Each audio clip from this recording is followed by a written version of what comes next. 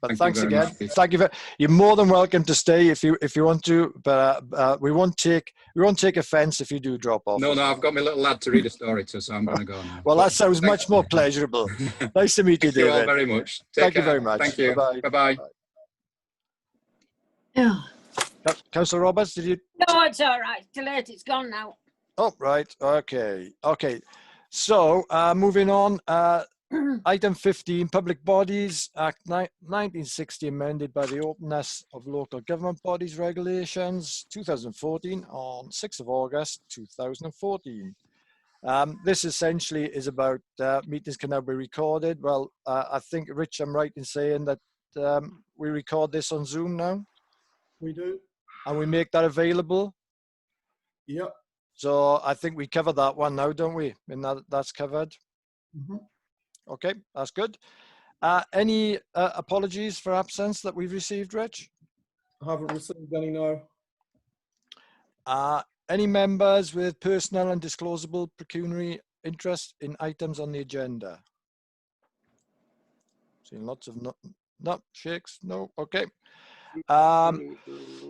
Any officers' personal and disclosable pecuniary interests, again, on items of the agenda? For Clark and for Rich? No. Good, okay. Any written requests for new DPI dispensations? No. Good, okay. And any of the items on the agenda that should be discussed in private session?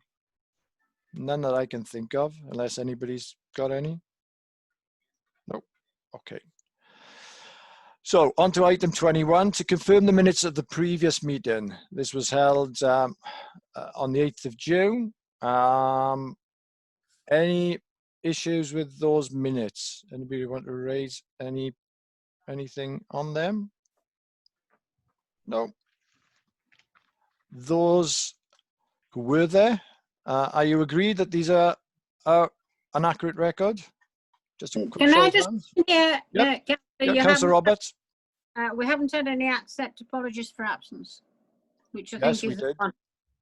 And have we not had any apologies for absence, or is No, everybody? Yeah. We've already done that, Councillor Roberts. Well, I mustn't have heard it here. Sorry. What were they? There weren't any apologies. Oh, very good. That's okay. Okay, so quick show of hands, minutes for those councillors that were present. Yep. Well, I was present. Yep, fine. Okay. In terms of matters arising, I think, Rich, they're all covered within the agenda, unless there's anything else that you picked up. No. Yep, good. Okay, so that brings us on to item 22, which is welcoming new councillors as members of the new standing committee. We've just for those of you who are not councillors, we had our annual meeting last week, and as we always do at annual meetings, we review each of the committees to see which councillors would wish to be on those committees going forward. And we're fortunate that climate emergency has sparked interest, and we've got a number of new councillors, well, they're not new councillors, but new to the Climate Emergency Committee who've joined. So I'd like to welcome Councillor Rachel Hogley, Councillor Judith Roberts, and Councillor Donald Firth, and Councillor Trevor Bellamy. So you're very welcome. Have I missed anybody? I don't think I've missed anybody else, isn't it? Nope, everybody else. We're all the old timers. So welcome to the committee. I'm sure you will get lots of fulfillment from being involved in this. As you can already see, we get some very interesting discussions, as you could tell from the first item from the member of the public, from David. So lots of challenges and lots of work to be done. So thank you very much for volunteering. We also are very fortunate in that we were able to recruit our climate emergency coordinator. We agreed last year that we would be putting in place a coordinator. COVID sort of got in this way, got in our way rather, and delayed this. But I'd very much like to welcome Michelle Brown. Michelle Brown's going to be waving at some point. There she is, she's waving. Welcome Michelle Brown to to our committee. I'm going to ask you, Michelle, to introduce yourself. Let me do it, because you're far more self-effacing than if I was going to say something about you. But if you leave anything out, I'm going to dive in afterwards. So if you'd introduce yourself to the committee, please. Hello, I'm Michelle Brown. Many of you have seen me in different guises over the years. I, as Paul has said, I'm the new Climate Emergency Coordinator. The role, if you're not aware, is literally to coordinate the large plan that's been put together and try and make some of these actions really happen. And there is a lot of things on there. We need to make sure that we concentrate on making some of these happen sooner and well, rather than trying to do everything at the same time. So that's what my first initial job is. My background is in marketing and communications. So one of the essential parts of all of this is to actually let the world know what's going on and what we're doing, and each little milestone to make sure that it's known, and also to get everybody else in the local community on board. So that's what I'm here for. And I'm going to add that we were delighted to appoint Michelle. Rachel Hogley, Councillor Hogley, was part of the interviewing panel with myself, along with the Vice Chair, Councillor Michael Pogson. And I can tell you we were very fortunate that we had a very high quality response to the role. A tough decision, but certainly Michelle, won us over in terms of a very high quality set of candidates when we shortlisted. So we're really happy and certainly delighted. Michelle is already telling me off, because in meetings I'm taking actions when she says that's her job. So I'm already being told where my place is. So I'm quite happy with that as well. So thanks, Michelle. And you'll be speaking a little bit about mobilisation, I know, later on in the agenda. Okay, so moving on to item 24, very important issue, election of co-opted members, a vital part of this committee. And from the very beginning, when we were actually just a steering group or a work group, has been the involvement of our co-optees and representatives from outside of the council is crucial. It's part of the motion that we originally passed, and part of our approach of working very much out in the community on this issue. We are allowed within our standing orders to elect up to 10 co-opted members on the standing committee. We didn't quite have 10 last year. I think we got up to 9, if I remember. Certainly it's not the case that if we don't hit 10 that we failed, far from it. But I see tonight we have a number of people who have already shown an interest, and a number of people again, individuals on the committee were recognised from last year who've already done some fantastic work. So what I was going to suggest, and if people are comfortable with this, is if I bring in those individuals who are looking to be co-opted, if they could just give a few words about themselves, a little bit of background, and in particular why they're interested in being co-opted onto the committee. And then we'll run through that so that everybody, the councillors, get a chance to listen to each individual. And then we can take that to a vote or hopefully to ratify those people who are interested in joining us. So I've not got any particular order. I'm going to take people as they are on the screen. So my apologies if on the first person I'm going to jump on, but it's just as you are on my screen. So I think Catherine, so Kath O'Halland, if you don't mind, give us a little bit about yourself and why you would like to join the committee. Okay. Evening, everybody. Just to say, I'm relatively recently retired from senior management role in higher education. I'm, like everybody here, very concerned about climate change. And because my background is health, I'm particularly interested in active transport and getting people and getting people out of cars, really. And therefore, I'm interested in the transport group. What I would bring to the group is lots of experience of strategic planning, change management, and really working with government policy and its implementation at every level, and partnership working. So I think I've just got a broad range of skills that I've used in really policy implementation that I think is relevant and helpful. And I'm really interested in the active transport agenda. That's enough? That's absolutely fine, Kath. Thank you very much. Sorry, I picked on you as the first person. Well done, No thanks. problem. Matthew Tully? You're still on mute, Matthew. Let me just see if I can take you off. Oh. Yeah, thank you. Yeah, I'm Matthew Tully. I'm a chartered engineer, live in Jacksonbridge. As an engineer, I'm interested in energy, all sorts of things. I used to work for SO a long time ago. I'm a manufacturing person, so I'm an operations manager, used to getting things done, running projects. I'm interested in transporting electric cars because we've driven one for 10 years. Interested in eco houses. We've built one eco house, done 2 refurbishments, put MVHR and aircon and that sort of thing in. And member of HOT, member of Zero Carbon Yorkshire, director of that, director of Eco Homes, trying to build affordable eco houses. Fantastic. Thanks, Matthew. Thank you very much. Okay, I'm moving along the line. I think I'm going to get to John Queen in next. Oh, you're still on mute, John. There we are. There we go. I'm John Queening. I'm a retired engineer and project manager. I've lived in the Home Valley about 25 years.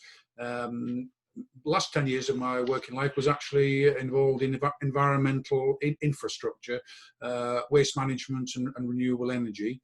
I've been a member of HOT for about 10 years, working on sort of climate related action. I'm a sort of founder, director of the Hot Wind at Longley, the community wind turbine.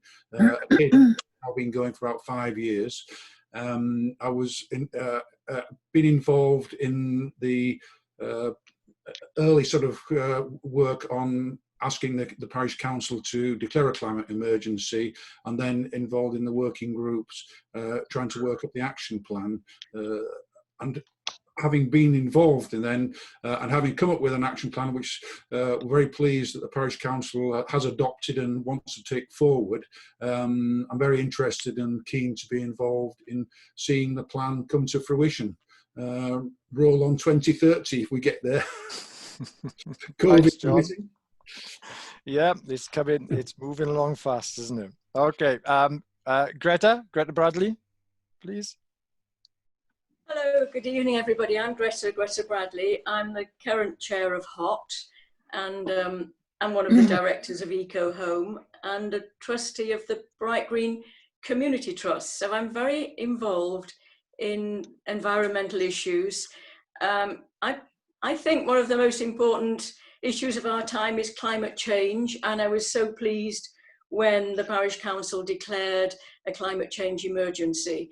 I want to make an active contribution to the working groups, and I particularly want to join the transport group because I'm a very committed walker. I use public transport a lot. I barely use my car, and I think I've got a lot to contribute. My background is in social work, as a manager, as a practitioner, as an academic. And I think, like Kath, I've got used to managing change, and I'm very keen to join you all. Thank you. Thank you, Greta. That's great. Thanks very much. Moving down the screen, Caroline Anstey, please, Caroline.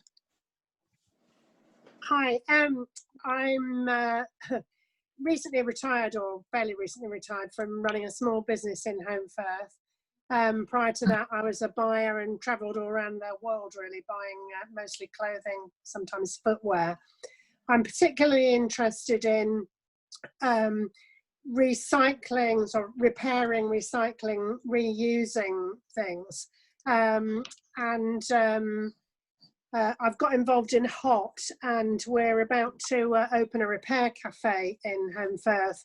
It's actually going to be this Saturday. It's a very soft opening because we've just, due to COVID, we haven't even known if we can really do anything. But anyway, we've just got the, the risk assessments, and I think we're good to go, kind of thing. I'm also really interested in local, supporting local businesses, local food, farming, that kind of thing. And also, I'm very keen on the idea of developing more passive housing in the Home Valley. I think it's absolutely the way forward. Thank you, Caroline. Thanks very much. Alison, if I can come to you, Alison Morgan. Okay. Yeah. Yep. My interest is actually in local food production and the environment. So my interest is really in reducing carbon emissions and improving the local environment. So that's why I am involved here. And I've been working alongside Andrew, who will introduce himself in a minute as well. So, yeah, that's me. Thank you, Alison. Well, I'll go straight on to Andrew then, if it seems that you've already given him an intro. So, Andrew Colwell. Hi, Andrew. Hi. Yeah, I'm Andrew Colwell. Run Toddy's Farm, shop, bed and breakfast and farm at Homebridge alongside the rest of my family. I was asked to join, well, I wasn't asked to join the committee. I asked if I knew anybody who would be willing to join the committee to represent farmers and landowners. And I was actually quite interested in it. I've never really had much interest in climate change, but I'm extremely open-minded, and I hope I can represent the landowners, and I hope I can also help get them on board with what everybody's trying to do. That's great, Andrew. Thank you very much. Thanks. Steve Barker.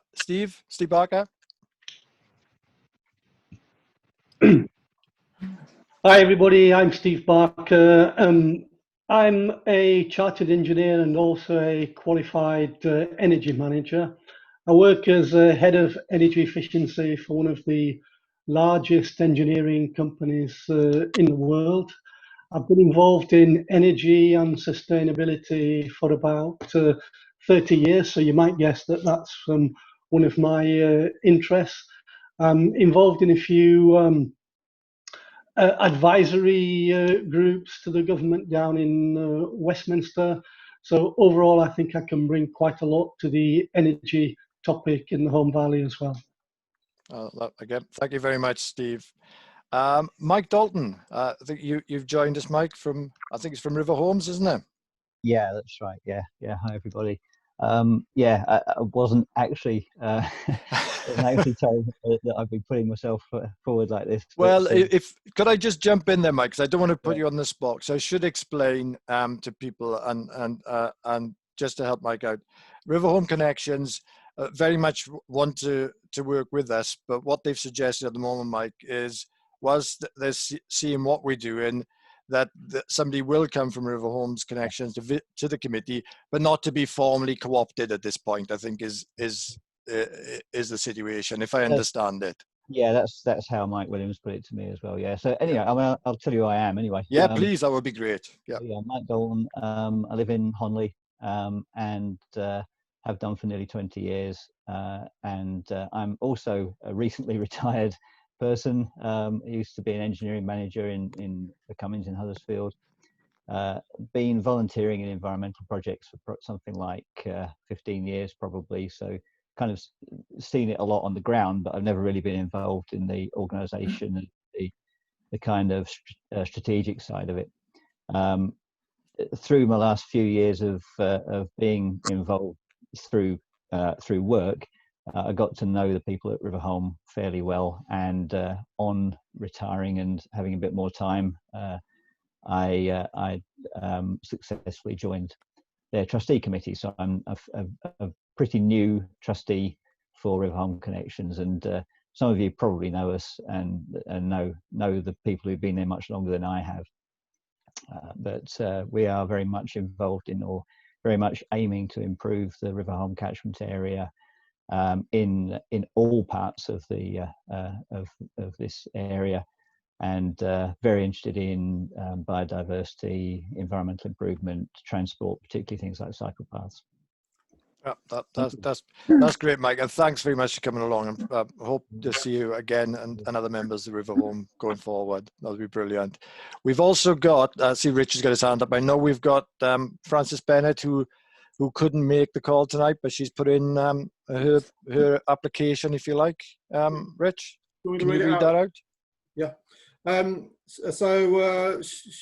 Frances says, with regard to my experience, I'm a chartered geologist, chartered water and environment manager, and chartered environmentalist who has 47 years experience in the construction industry dealing with geotechnical and environmental issues, and 20 years experience designing, installing and commissioning ground source heating systems. My company gained the first RHI in the UK for a local ground source and ventilation and heat recovery system. The installation is renowned for being part of an energy positive site. I have also presented on ground source heat to a group of MPs in the House of Commons, to Rotary and many other organisations.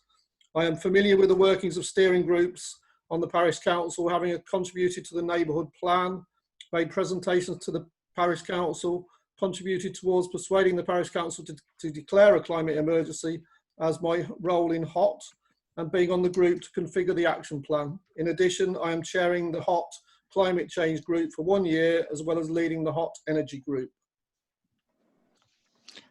Thank you, Rich. Okay. I think that completes, so that will be, if I'm just adding this up, 1, 2, 3, 4, 5, 6, 7, is that 8, or have I got that wrong? Applying 3, 4, 5, 6, 7, 8, I think, isn't it? I think that's, I'm correct in saying that. Oh, we know it's 9 because we've lost Stephen. I've got 10. Oh, you've got 10. Well, No. Mike Dalton is not formally asking to be co-opted. I think that. Right. That's okay. I don't think there are 2 Carolines either, are they? No, there's not 2 Carolines. One You know, you never know with Caroline. There might be 2, but I think it is. I think it's 9 that are going.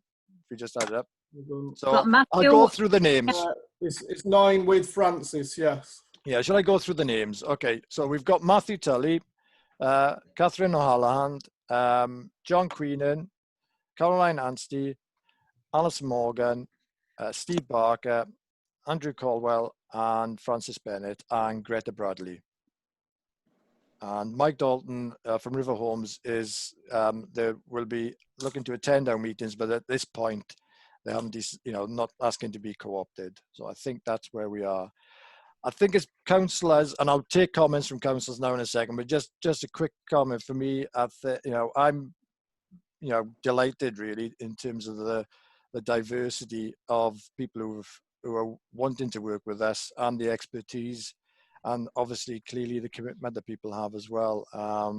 It's fantastic really that we're able to attract this interest. So from my perspective, this is extremely positive, but I'll open up for discussion from or comments from councillors or any questions. Councillor Hogley. Yeah, I just want to echo what Councillor Davies just said. I think I'm quite blown away by the experience and range of interests and skills that you've all got, and I'd certainly support you all being co-optees on the committee, and thank you for giving your time to help the Parish Council deliver on its climate change action plan, and for lobbying for it in the first place for many of you. So thank you, basically. Thank you, Councillor Hogley. Any other comments, questions, anything? Yeah, Paul. Pleased to see somebody from the agricultural world. Yes, I agree with you, Councillor Firth. Absolutely. Pleased to see somebody from my world, the agricultural world. Good to see, and Mr. Caldwell, I think he is. and I would definitely say good luck to him. You know, and it's good for him to, and he'll bring farmers in as well. So that's, you get the weight of the farming community as well behind us. I totally agree with you, Councillor Firth. That's, I think we're really grateful to Andrew, because it was one of the areas I think we were really sort of struggling to make that connection. So yeah, absolutely. And anything else? Any other? No? Could I put it then without, I wasn't intended to go into individual votes. I don't think that's necessary, but I was going to put it to the councillors, because to explain, I should explain, sorry, for people, co-optees, it's only councillors that can actually vote in these meetings. As co-optees, you haven't got that formal ability, if you like, to vote. So it's not that we don't appreciate your views on things. There'll be plenty of time for that. But when it comes to votes, it's only the councillors who can actually vote. So could I ask if councillors could show their agreement to the individuals tonight who've asked to be co-opted, that they would be formally co-opted onto the committee? Yeah. So, okay. I don't think I can see. Councillor Carey, have you voted? Yep, you're okay. Yep, we're all. That looks to me, Rich, as if well, I can't vote. I'm not on the committee. Sorry? Councillor Carey is a member of the public. Yeah, he's not. Sorry. I'm not on the committee this year, Paul. I'm just. My apologies. Okay, sorry. Thank you, Rich, and thank you. It's because, yeah, exactly. Well, I'm glad you put me straight on that one. But okay, but apart from that, we did have a unanimous vote. Okay, thank you. So welcome. You're formally co-opted. We're going to send you the bill for what you got to pay afterwards, and fortunately, there is no membership fee apart from lots of time and lots of effort. And really, I think the next item is going to give us a bit of a view of some of the challenges ahead. And item 26 is feedback from what we call the mobilisation group. And this is the group that looks at... Yet, Paul. Sorry? You've missed 25. Oh, my apologies. Sorry. Right. How could I? So Sarah Sheehan, one of our councillors, has raised an issue that she wants considered by the committee. My apologies, councillor. So, Councillor Sheehan, would you like to talk to this, please?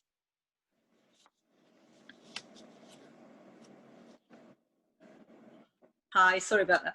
I think it's important to change our committee name to the Climate and Biodiversity Emergency, as it depicts a more holistic picture on our environmental concerns for the Home Valley Parish Council and provides a fuller picture to Home Valley residents. Many residents may be climate change deniers, but are extremely concerned about our loss of biodiversity. With Sir David Attenborough's recent documentary on extinction, he highlighted the loss of potentially 1 million species and the UK suffering the most biodiverse losses in the world. Sir Ken Robinson, his final talk before he died, also showed his concern for the biodiversity. And James Reedbanks, the English pastoral, highlights his concern on biodiversity. And councils such as Bristol, Doncaster, Cambridge, Southampton, Maidstone have already led the way in declaring not only a climate emergency, but also a biodiversity emergency. Thank you. Thank you, Councillor Sheehan. I'll open that up for comments. Can I come in there? Yeah, of course. If we were to change that name, I'm presuming that all the paperwork has already been headed. That would mean we would need some additional new paperwork, which would in actual fact be a wastage of the existing paperwork that we've already got. No, that is absolutely, that is correct, Councillor Roberts. There's I would also imagine we probably have to have it discussed at full council as well, because the full council had agreed to to the name of the committee as well. So quite right. So Councillor Barker. Sorry, I didn't realise I'd been unmuted, and I unmuted myself. Yeah, and again, whilst I completely agree with the points that Sarah and that Councillor Sheard has made, I just think in terms of clarity and our marketability and keeping things very straightforward for the public, I'm sort of inclined to keep our name as a committee as simple and straightforward as possible, albeit that personally I would agree with Sarah that it's implicit that biodiversity as a concern is something that is a subject for this committee to think about and act on. Thank you. Just apart from councillors, in terms of, in particular, I guess the co-optees from last year, I don't know if there's any comments from anybody who's involved on the committee last year. Anything that anybody wanted to raise? Nope. My comments are fairly similar, I think, to Councillor Barker's in that I certainly we recognise the importance of biodiversity and the work that we need to do in that area. And I know we had lots of discussions about how to include that within the action plan, how to ensure that was very much highlighted within the action plan as well. Personally, and this is not as chair, it's not any kind of casting vote, but personally, at this stage, I think we've got an identity, we've got a name, we're starting to build on that so that people know we are. I would be reluctant personally to start changing names at the point in which we're starting to get recognition and people understanding where we are. And I think most people look at climate emergency as an all-encompassing, and actually they do look at it as a holistic statement which covers biodiversity as well. That would be my view. Are there any other comments before we take a vote, or anything anybody wanted to add? No? Could we take a vote? Again, it's only councillors. Could we take a vote on whether we wish to take this forward as Councillor Sheard has proposed, and to change the name of the committee to Climate and Biodiversity Emergency Standing Committee? So those in favour? Okay, that's one. And those against? Yep. Okay, 1, 2, 3, 4. I think that's obviously a fairly clear message. Thank you. I don't think that in any way hinders any discussion in this area by going forward. Far from it, actually. And I think it's certainly something which I think we need to talk about, and it's something within mobilisation, how we get that message out. We need to think about how we get that message out. So there'll definitely be further discussions on this. If there's nothing else on that, okay. Can we move on then to item 26? I am going to hand over to Michelle on this. As I said earlier, this is the group, we call it Climate Action Mobilisation. It's an extremely important group. It's really sort of a little bit of the glue, we feel like, of pulling everything together and making sure, in particular, that we're out there making those connections with the community. So, Michelle, could I ask you to give an update on what we've been working on and where you see us moving in this area? Okay, I like it. I'm called a group. It's just me. Anyway, so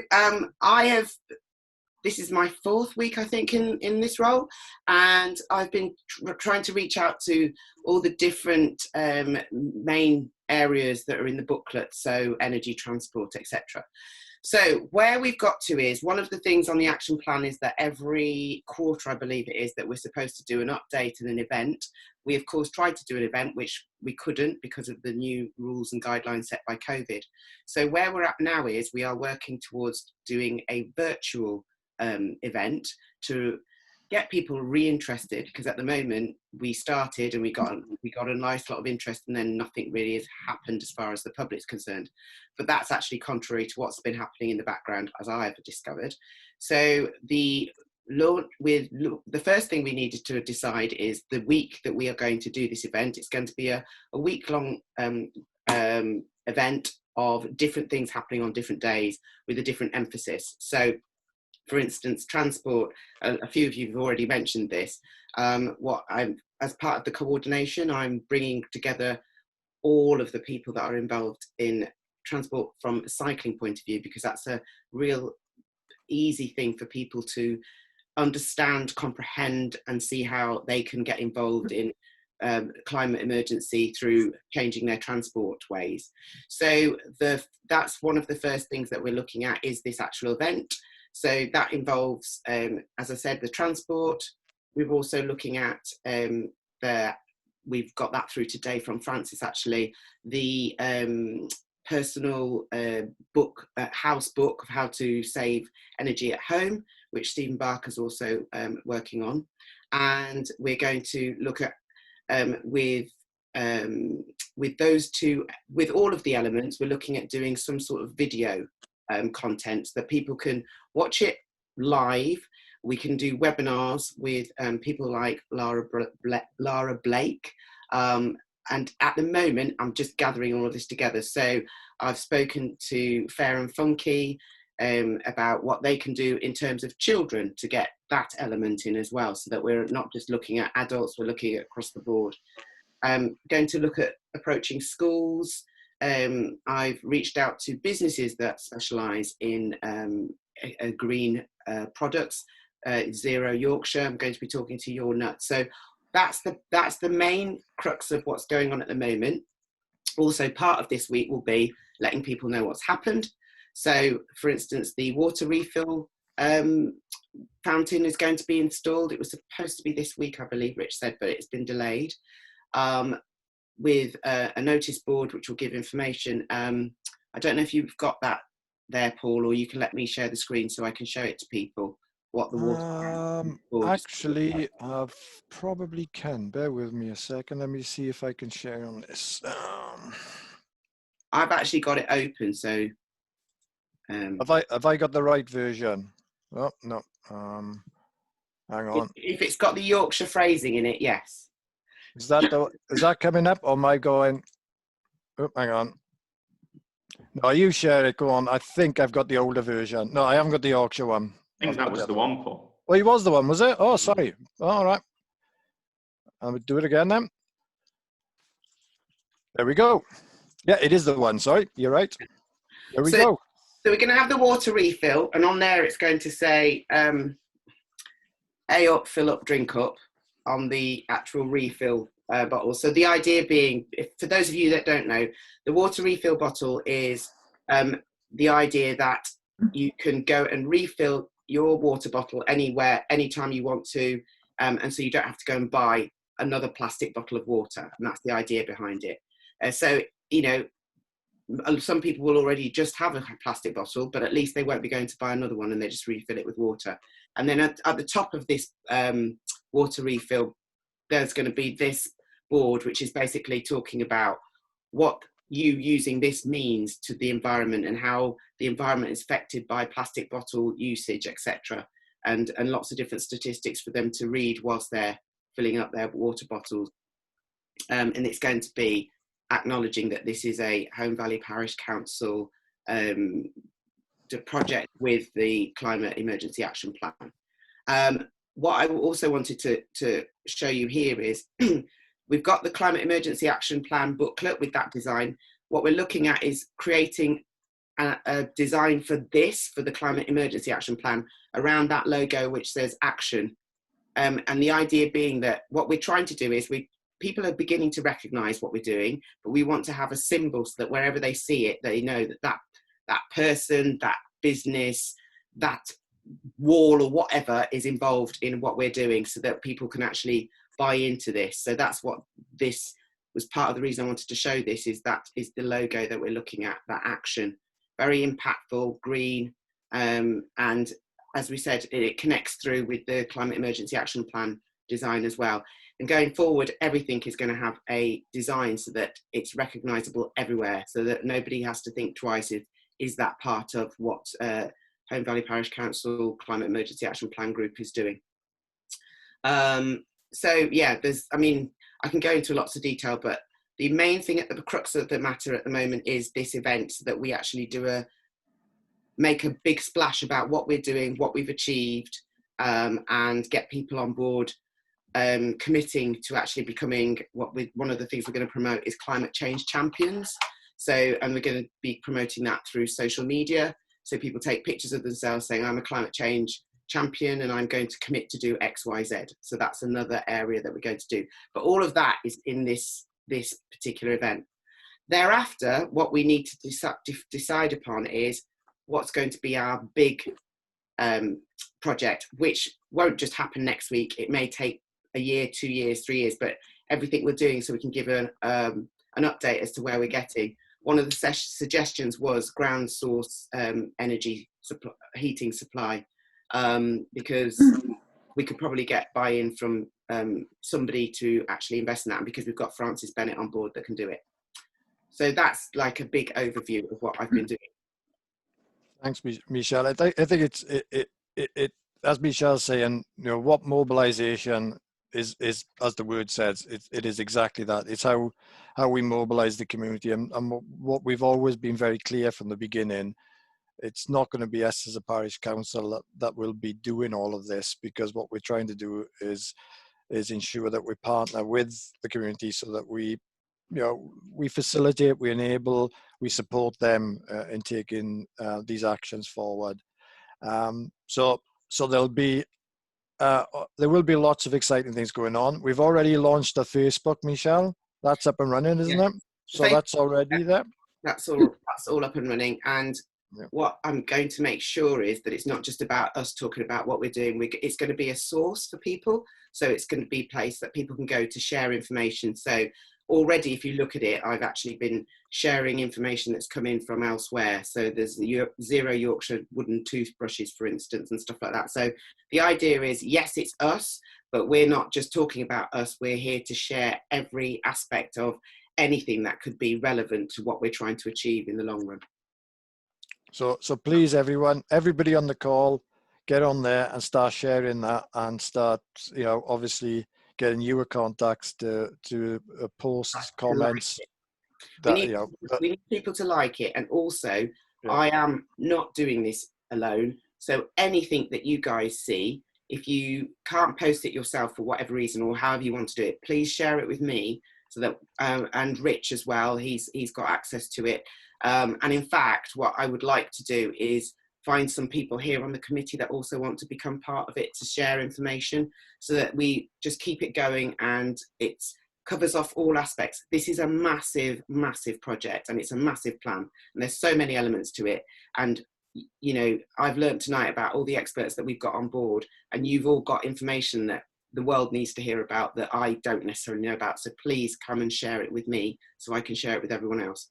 My other part of my role, and I don't know how to put this in another way, is to dumb it down so that it's for everybody. So it's not just about people that are experts in their field who can talk their expert language. So one of the things I do is get the information and try and make it into everyday speak so everybody can understand it and make it relevant to them. A bit of Yorkshire, you mean, love, don't you? Yeah. That's the way of saying it, yeah. That's the advantage that Michelle has over me in terms of the accent. The other thing that Michelle, you don't get away easily, by the way, everyone in the subgroups, because that just sounds as if Michelle's going to be focusing just on the sort of PR, marketing, etc. But her other significant part of her role is making sure the rest of us actually do something. So she's clearly going to be working with you in the subgroups in terms of driving the action. I don't know if there's anyone on the call. I think the only person I haven't spoken to properly is Glyn yet. So I think everybody's aware that I've been talking to them and putting people in touch with each other and everything. I've been doing some work in the background as well, Paul, now with the chats. So yeah, I'm doing Excellent. it. you're there. That's fine. Okay, thanks. Any questions for Michelle or anything anybody wants to raise with Michelle? No. Okay. So, well, item 27, we follow on from that really. It was to give an opportunity for the current subgroups. This doesn't cover all of the subgroups because we still have to make sure that we've got in place the others, in particular economy and housing. But certainly energy has been a subgroup that's been running for some time. And Steve, I don't know if you're still with us, Steve. If you could give us an update on what you and Francis have been working on. Yeah, certainly. When we did the original assessments, of course, we had quite a lot of potential opportunities in the plan. So to try to get it off to a quick start, we picked two key priorities. One of them was to do some work around the parish council buildings and do some energy auditing and come up with some ideas to improve the energy performance in our own buildings. The second idea was to develop the energy efficiency booklet that we could use to share with everybody. Thanks very much to Michelle, by the way. She's helped push that along, and Frances has been working on the booklet, and she's already prepared some drafts, which she's actually shared today. So I'll have a closer look at that. We'll see if we can kickstart that. On the other topic, on the energy auditing, we're kind of ready to go with doing the audits and have been for a while. But of course, we've been slowed down a little bit by the restrictions around the coronavirus. So we'll see how that goes, but hopefully we can resurrect that in the next few weeks, at least for the Civic Centre and for the Honley Library. They're very keen to do something as well. So that's where we're up to at the moment. The team is myself and Francis. The same. Michelle's been excellent in pushing us along already. Thank you. Oh, that's good. I'm glad Michelle's already found her feet in that sense. Yep. Just on the audit, just for again, it's probably self-evident, I know, but clearly the aim is that once that audit takes place, we can, as a parish council, we can then look at whether there are relevant actions that we can take and we can fund, or whether there's funding available elsewhere to carry out some of the actions, whether that's anything from energy efficient lighting to some form of insulation, etc. So there's a whole range of things. So it's a very practical and pragmatic thing as well, and I think something very visible for people to they'll see that we're doing something actually within the parish council as well. Thanks, Steve. Transport, that was Kath and Matthew. I think a bit unfair to ask Kath to pick everything. She's only just joined us as such and been involved a few weeks. But I don't know, Matthew and Kath, if you wanted to actually just tell us what your thoughts are at the moment and what you've been looking at. Well, if I start, and then I'm sure Matthew will join in and add as required or wishes. As Paul says, I'm new, so I've spent a bit of time talking to people, just finding out what's going on and who's who.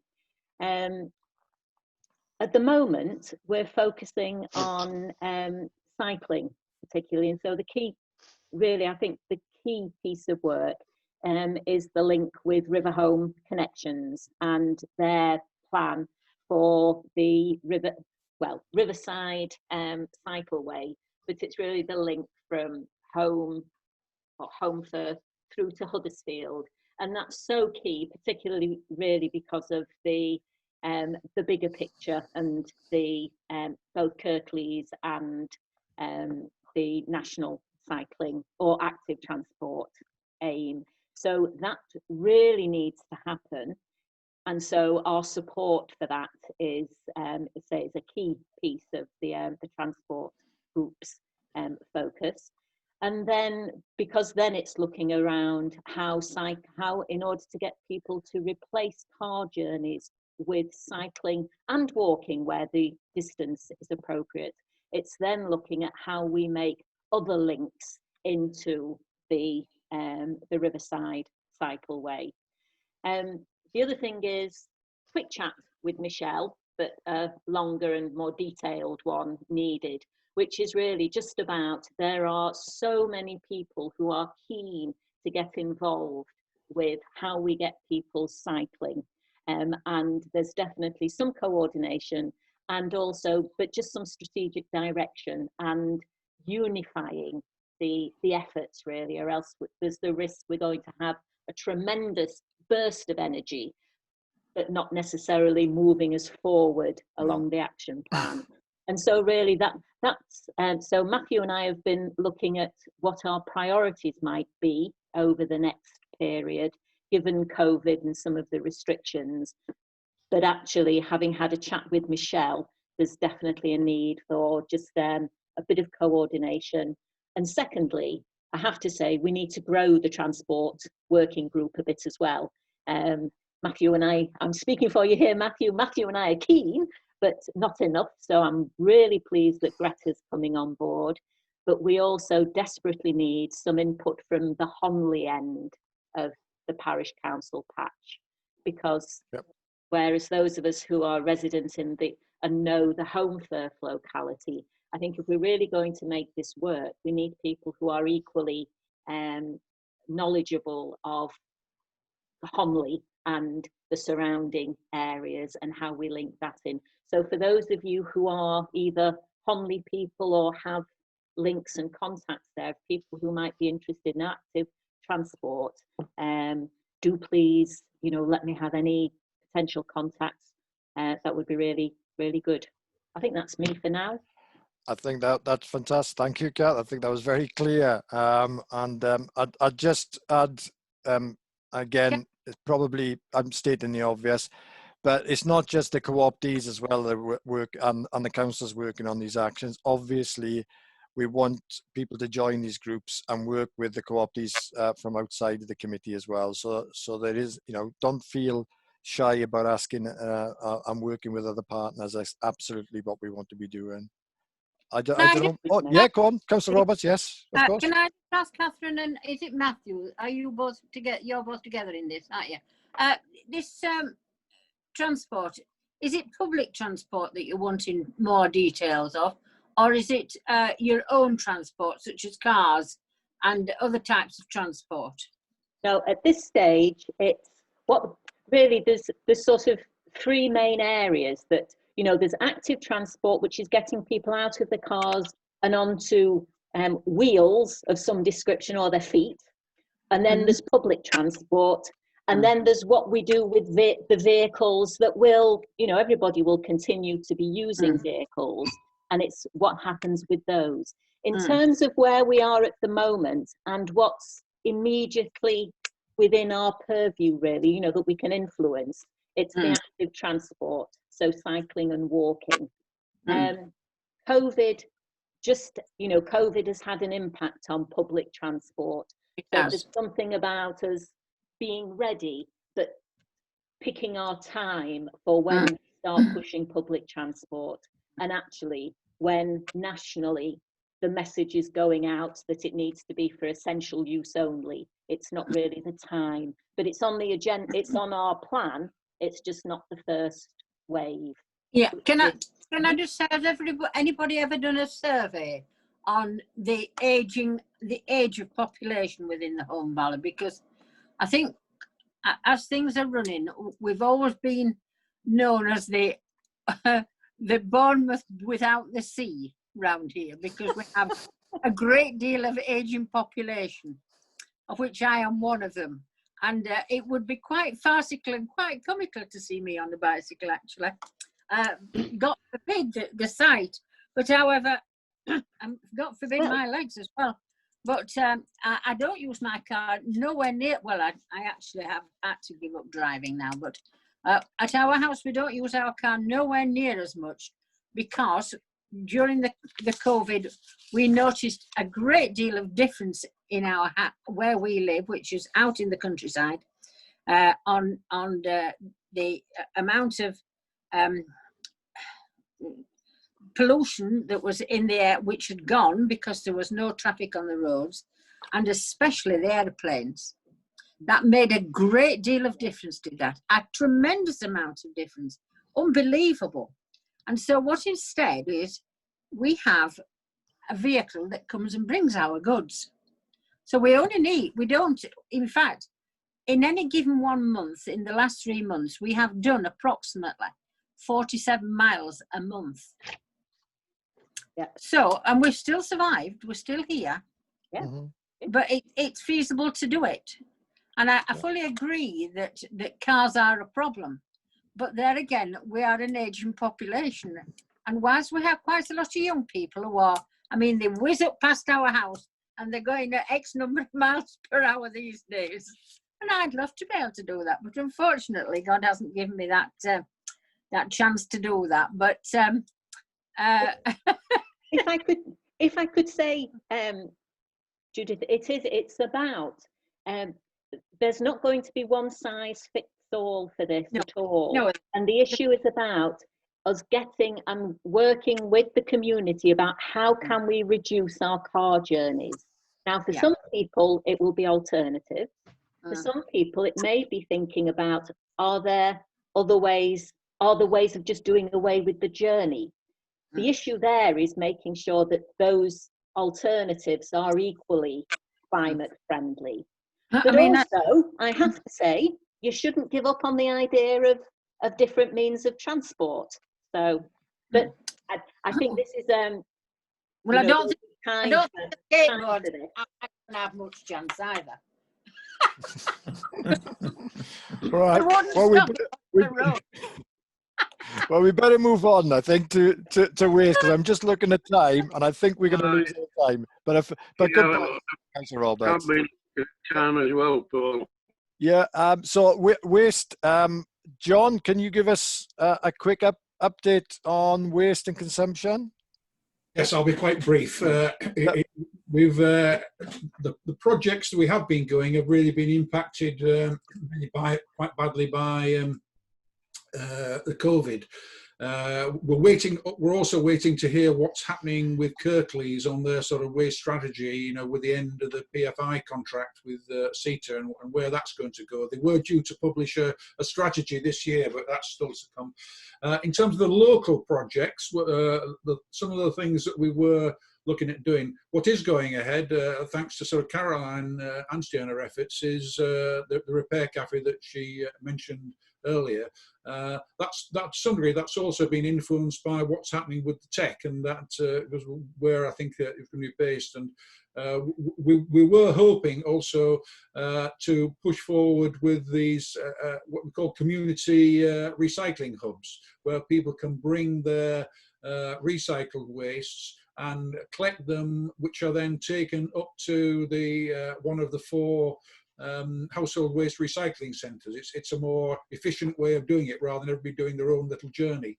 The trouble with these at the moment is that Fair Trader, who have already had one and we've been supporting and looking at what they're doing, they're going through a bit of a rethink at the moment as to what their strategy is going forward, and didn't really want to do very much forward. And the other one, we were hoping that the tech were going to actually also set up a new hub, and they expressed agreement in principle. But again, now, first of all, they weren't actually.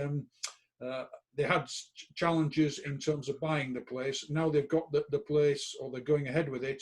They've been by COVID, and they're just opening up. So that's something again I think we would progress. And I think the other third area was more active campaigning in terms of, like, at the supermarkets, there was quite a nice little concept of a nude food day, which was actually handing back at the supermarkets the plastic wrappings that they kindly give you when you go into the Co-op or into Lidl. Clearly, the difficulties now of sort of social contacts really make that quite a difficult thing to do. So we are, I think, on the waste side, looking a little on hold, waiting for it to become clear at the outcome of COVID. But I like to think there's things to do, but it's difficult at the moment. No, that's fine, John. It's quite understandable, as you say. It's been very much hit by COVID in that sense. Just move on then to agriculture, and I think Alison, you've got some updates in terms of environmental land use in particular. Oop, you're still on. You're on mute. I'm not now. Oh, you're not now. Go on. Good. We've had a couple of Zoom meetings, but Andrew and I have been talking to people at the university who are keen on mapping the land use of the area in amazing detail, actually. We've been talking to two people from the Surge Sustainable Department of the university and two other people who are good on mapping. Because Andrew was suggesting that what you need is an overview of the land use and the land ownership in the Upper Home Valley, so that we can talk to people who are using the land in various capacities and then make overall strategies. So that's where we are at the moment. And then the other thing that's happened is that they're going to use Andrew's farm as the pilot for the pilot, because the people who are mapping are quite keen that they could use the Upper Home Valley as a good example for a much wider remit. Kirklees, West Yorkshire, the world, keep going. But we're starting with Andrew's farm. So I don't know if, Andrew's done a lot of work on this already. I don't know if you want to describe what you're up to, Andrew, yourself, or whether you want me to talk. I don't mind. But we're going to do... Can somebody mute themselves who's making a heck of a lot of noise at the moment, please? Is that right? Yeah, that's fine. Yep, that's absolutely fine. Go on. So on Andrew's farm, we're looking at the land use, the land type, biodiversity, that kind of stuff. I'm going to start a sort of ecological study, but we're also doing a big boundaries map that Andrew's going to join in with, so that they can put all the parcels of land that are in the Upper Home Valley, not all of which have known owners. And Andrew's role, I suppose, really, is volunteer to talk to other farmers to actually map who owns what, so that then you can talk about joining up strips of tree planting or looking at water courses and things like that.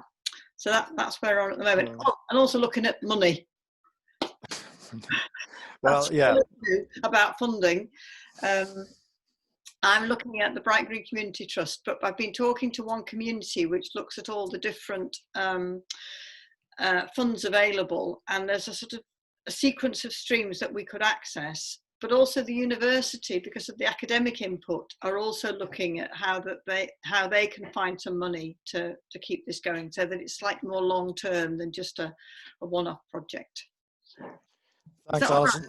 No, that's absolutely fine. Thanks, Alison, and Andrew working this. I've sat in some of those meetings. You've been doing the hard work, but I think this is it's very exciting, because we've talked a lot, about what we want to do in terms of greening, in terms of biodiversity, and unless we know what we've got, it's very difficult to take that forward. So that's brilliant. Thanks both. Thanks to all the subgroups for the update. It's been really difficult, I know, during this period, but what's heartening is I think everyone has continued to sort of to try the very best to move things forward. And I know now that this momentum is going to gain pace in the coming months. Next item I want to move on to, because I think it's very important that we cover this, is to have a very sort of 5-10 minutes on a new partnership which has been created in the Valley. This has come out of the work we did with HOT in terms of the lottery. Well, let me put it the other way around. It was the work that HOT did and John Queenan with us, really, because they put together an excellent lottery application for, I can't remember exactly, John, it was over 200,000, money for development and for support for essentially our action plan. So that it was based on our action plan. One element of that was to establish a partnership, to establish a group which would be the interface, help the interface between the parish council and the community, and also not just parish council and the community, but other partnerships such as River Home Connections, etc. This idea got a lot of praise from the lottery people, and we've gone ahead and actually created that group. I'm not going to say any more about that, but I'll just let John Queenan, if you don't mind, John, just to do a 5-minute overview to explain what the group is and how it'll work with the parish council. Yep. Okay. Yes. Thanks, Paul. When we put the lottery bid in for about £200,000 of what they call a development funding, and just a very brief bit about that, in that 630 applications were put in. We got down to the last 25. They actually selected 14 bids, and in the middle of August, the lottery put out who'd got the money. They basically allocated £14 million. 6 of the grants went to some large towns. Leeds voluntary sector got about £2.5 million. Middlesbrough got about £1.5 million. Cumbria, the county of Cumbria, got £2.5 million. So in addition to that, they had about 8 development bids of the size that we were going for, 200,000. Sheffield Climate Alliance got 200k, and there were a number of other smaller places, like Bude, Kirkcaldy, a lot of them around food, and some of them around woods and environment. Not many were like us in terms of across the book, because our bid was really covering all those 4 subgroup areas that you've mentioned. But we got some very good feedback on that, on that particular bid, and to the extent that they would be quite happy if we rebid again in a year's time when they go on, because they've got £100 million in total to give out to sort of climate action over the next 10 years. So what we did, we put a bid in, which was really to say, we in the Home Valley, we've been doing things for a number of years. We're quite a few different groups. The parish council have already set up and declared a climate emergency, and are doing something. They've already put their hands in the pockets, and they're spending some money on initiating this. We'd like to build on that. But what we recognise is that, and we got in touch with about 30 different groups within the Home Valley, all of which expressed some interest in climate action and what they could do. But they're all doing different things. You know, some were in education, some were in food growing, some were like rivers, looking at the catchment area.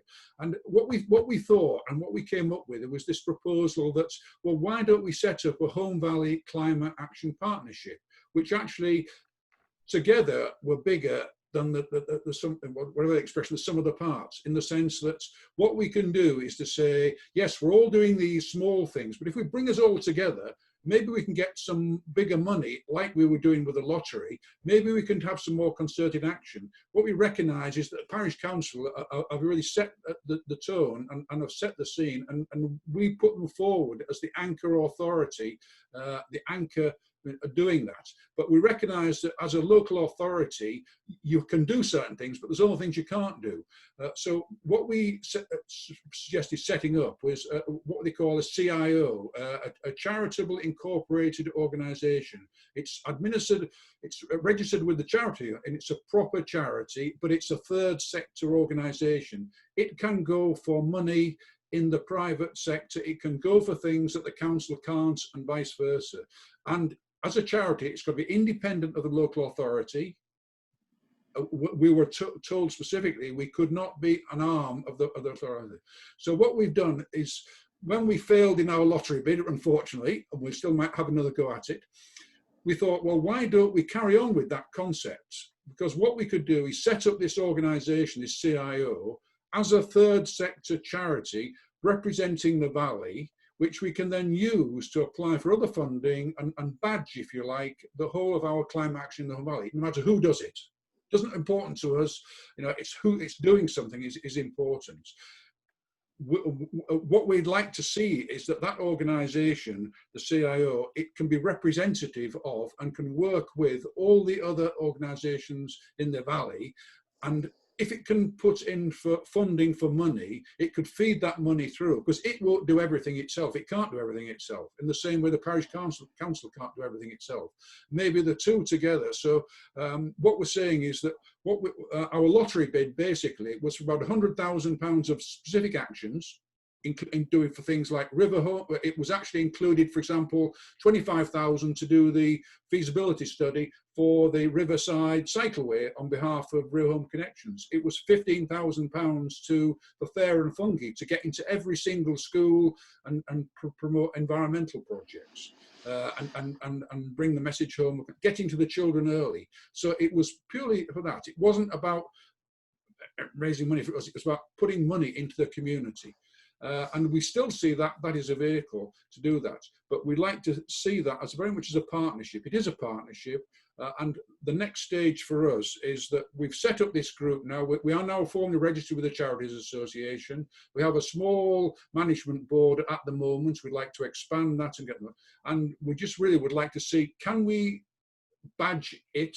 Can we support the parish council and the action plan that we're doing? Can we do more actions? And also, importantly, can we put in grant applications like for the lottery, that we did for lottery, to get even more and then feed that through? So we very much see it's a collaboration, a partnership with the local authority, with the parish council, and also organisation of the valley, because as we've mentioned, you know, I know, for example, you know, Mike Dalton's there from Cummins. Cummins have put quite a lot of money and effort into climate action and related things in the valley. Companies like that in our area may well be contribute and help if it's a more coordinated operation. And that's what we're going for. We're trying to raise it to the next level up, rather than small individuals into a larger area-based organisation. So that's the fundamental thing where we're trying to do, lift ourselves up. And we've shown we can compete with some of the big boys. We get very close in terms of some of our grant. And I'm sure one day, hopefully not too long, we can get some real sort of serious funding, which we can feed into the Home Valley.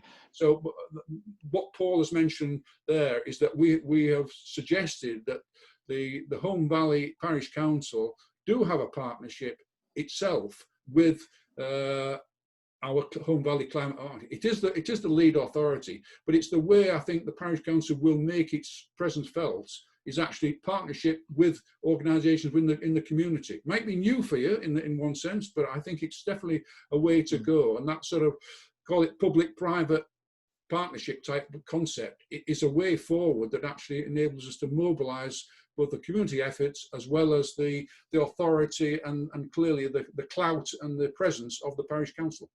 Thanks, John. I'll just add to that quickly that this is absolutely what we've talked about from the very beginning of the climate emergency motion, the actions. It was partnering with organisations in the community and finding vehicles so that we could, you know, see our action plans being delivered with funds being raised through these organisations. As John said, the CIO has the ability to apply for that funding that we haven't. So instead of, you know, us, you know, saying to residents we need to take more money from the precept, this is about creating a vehicle in partnership with the CIO so that we could have access to support what we're doing, not just for us, but it's obviously for other organisations. But I think it could be, you know, help us significantly in terms of future actions and future funding. So I know that John's put together an MOU, which at some point we'll discuss as well, Rachel. Anyway, Councillor Roberts, you got your hand is up? Yeah, I have. Is this CIO, is this what the Home First Technical College have, because they've gone into a CIO, haven't they? That's what they've entered into. It's different. It's not the same type of organisation. They've got it's a community benefit organisation, I think, isn't it? Similar. Yeah, go on, mate, Michelle. Go on. I have another hat with the Home First Tech, but theirs is a community benefit society, so it is different. Yeah, it's a different thing. But the idea is that it is not for profit. It is community based, and it it's something that we've discussed at full council a number of times, and I know councillors have been concerned that the parish would be, funding at these actions going forward. The bill, if you like, would increase, and this is part of the approach that we said we take from the beginning, is finding a way of working with another organisation or organisations who have the ability to actually raise funds, so that we can work with them in accessing that to help us drive our actions. A local group then, this Mr. Quinning, that this CIO is with, because there's been also, is this a local group, this CIO? Yes. Yeah.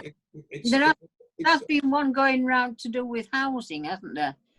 Looking to develop small housing developments within the valley. I think that was also on a similar type of basis, wasn't it?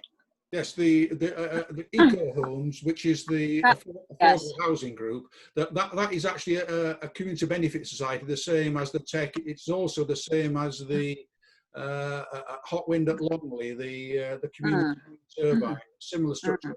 But basically, our community businesses, limited companies that allow you to employ staff, hold money, let contracts, the sort of things that you can't do if you're an ordinary, simple charity or incorporated.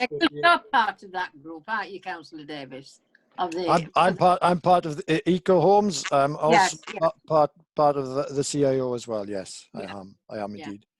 I wasn't going to propose a formal motion on this in any sense, and you see on the agenda, consider how best we work with the Climate Action Partnership. We are fairly short of time, but I would, it would be good to understand from councillors, or to get an indication from councillors, if councillors are comfortable with this organisation presenting a suggestion to the parish council of how we could work together. So not that we would go through that tonight, but they would actually present something, Councillor Hogley, that would be in effect a memorandum of understanding that we could discuss on the full council as such, and how we would work together. Yes, go on, Rachel. Yeah, I'd just say I think that's a good way to go forward. I think it's an excellent idea setting up the CIO, and it seems the best of both worlds really. Makes the most of all the community expertise and also the access to funding, but also provides that link with the parish council. So I think in terms of sort of the principle, to my mind, seems very positive, and it's about having some paperwork that sort of formalises that a bit more from my point of view anyway. Yeah, well, we will do that. We'll organise that so the full council get a chance to discuss it. Can I just come in on that, please? Do you think we could have maybe another set of discussions first before we actually move so quickly ahead? Because with this thing, it is a big thing that we're entering into, and I think we need a little bit more discussion that we're going down the right route at the right times with the right sector before we take it on board. I absolutely agree, Councillor Roberts. That's what I'm suggesting. I think it should be something that the full council discusses. So absolutely agree. Absolutely. Yep, totally agree. And we will do that. We will not jump into it without that. Okay, thanks. I think we've covered lottery application, John. So thank you. You did two in one. Rich, item 30. Paul. Yes. Somebody. I think Councillor Firth, I think. Oh, he's frozen. Seems to have frozen. Oh, I think he has frozen. Come on, well, we'll carry on, and then if Councillor Firth comes in, we'll obviously let Councillor Firth raise his point. Sorry, Rich, you said to note the committee, the year-to-date expenditure. I don't think there's been much change, has there? No, I mean, the only expenditure really has been the water fountain, which is a couple of £1,000. Obviously, we've got Michelle coming on board, so her salary and some expenses will start to appear, but obviously we haven't had the opportunity to spend a lot of money because of COVID. So, the second point is that you do need to start thinking about the committee needs budget-wise for 2021 to 2022. So it's something you need to be thinking about before the next committee meeting, really. Is it, you know, all the subgroups need to be thinking about, you know, their budget needs and feeding it forward. When's our next meeting, Rich? Can you remind me? It's relatively soon, I think. I think it's a couple of months. I think we got one. Do you want me to find it?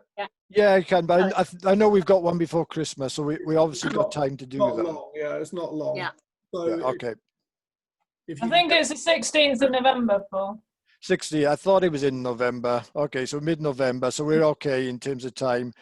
Linked to that, one of the things I was going to mention at the end, but I'll mention it now anyway, is Michelle. I have weekly meetings now with Michelle, and one of the things, you know, I'll be discussing with Michelle tomorrow is how to get the message out to everybody in the group now about the subgroups.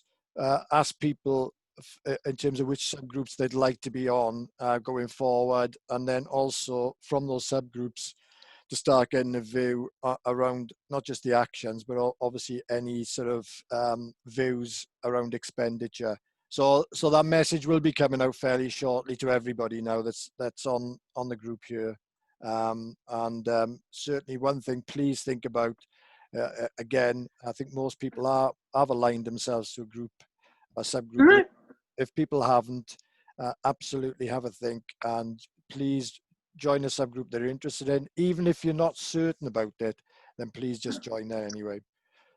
Okay, Councillor Roberts, were you trying to come in or no? Yeah, well, I have, but I've sent a message to Richard to say that Donald is online now. He's managed to get back online. All right. Sorry, Councillor Firth, you wanted to say something?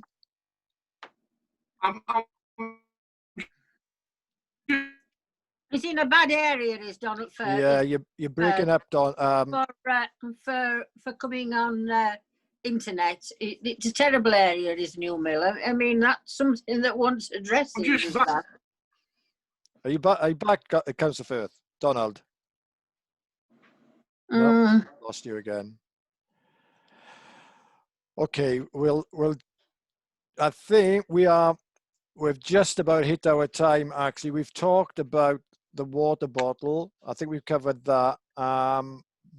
There's a note you've put in terms of you attached to the documentation, the Tackling Climate Emergency Emission Reduction Pathways from the Combined Authority. That's just for note, I believe, Rich, and obviously for people's attention. Unless there was anything else you wanted to pick up? No, not particularly. Right. Well, I think we've actually managed to come to a close a couple of minutes before the projected time. So that's pretty good going considering what we've covered. And by the way, 2 minutes left. Francis Bennett has joined us. Oh, hang on. Is that Councillor Firth? No, he's gone again. Francis, if you just want to say a quick hello before we disappear. Oh, she's on mute. Hang on. Let's take her off mute. Oh, sorry. Half hour, so I've been listening to you. Yes. Sorry I didn't join you before, but I had another Zoom meeting. Thank you for joining. And you CIO with John, so we're getting that organised, and it'll be very interesting to see some actions and ideas going forward with the CIO and joining obviously with the parish. No, that's brilliant. Welcome on board. Thanks again, Francis. Right, guys, everybody, I'm going to close the meeting. Thank you very much. Really appreciate you staying this long. It's very much appreciated. We'll be talking a lot more going forward. Have a good evening, what's left of it, and talk to you soon. Okay, thanks a lot, everyone. Thank you. Bye. Bye. Thanks.